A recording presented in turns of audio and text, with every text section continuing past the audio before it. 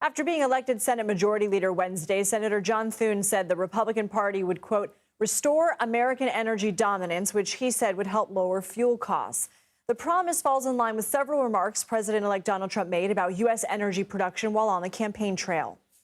I will approve new drilling, new pipelines, new refineries, new power plants, new reactors, and we will slash the red tape. We're going to become the energy capital of the world. I will terminate the Green New Scam, and we'll cut your energy prices in half, 50%, within 1 year from January 20th. For more on how a second Trump presidency could affect the energy sector, Patrick DeHaan joins us now. He's the head of petroleum analysis for Gas Buddy, a website that tracks fuel prices. Patrick, thank you for being here. Oh, can we hear you? Hopefully you can now. Okay, there we go. Is it possible for Trump to keep that campaign promise of cutting energy costs in half in a year? What policies has he floated to do that?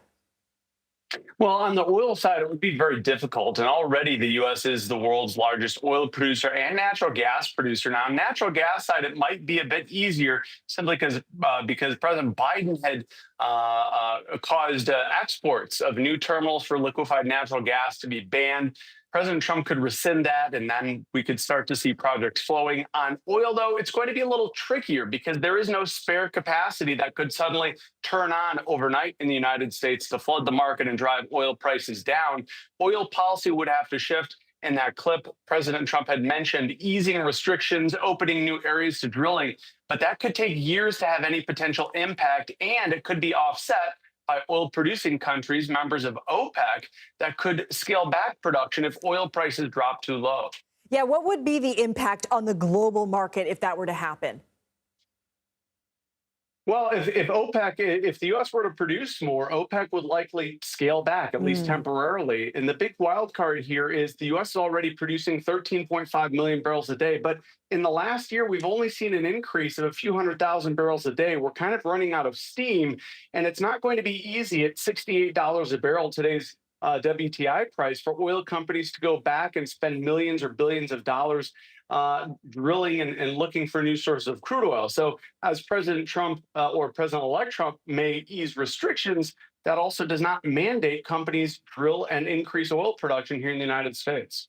This week, the national average price of gas fell to the lowest level since May of 2021. Did the election play a role in that, and can we expect the cost to continue falling?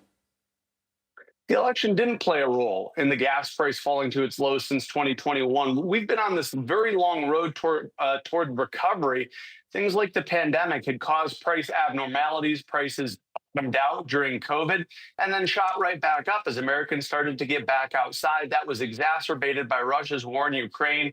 And really, it's taken over 2 years for markets to normalize again. And that's why gas prices are finally starting to get closer to what many Americans feel is normal. Is not because of the election, not because of anything President Biden did either, but more so the global market is finally coming back into balance. So I'm getting the sense that his promise of lowering energy costs by 50% in the first year is not really attainable. You've been quoted prior to the election as sounding the alarm on that.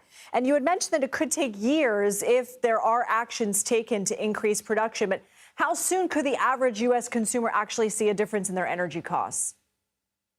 Well, it probably would take time. Now, President Trump has even talked about doing things like dismantling or easing regulation from departments like the EPA. That could improve gasoline prices slightly because there are rules and regulations on the type of gasoline. Every American knows we have different blends in the summer and winter.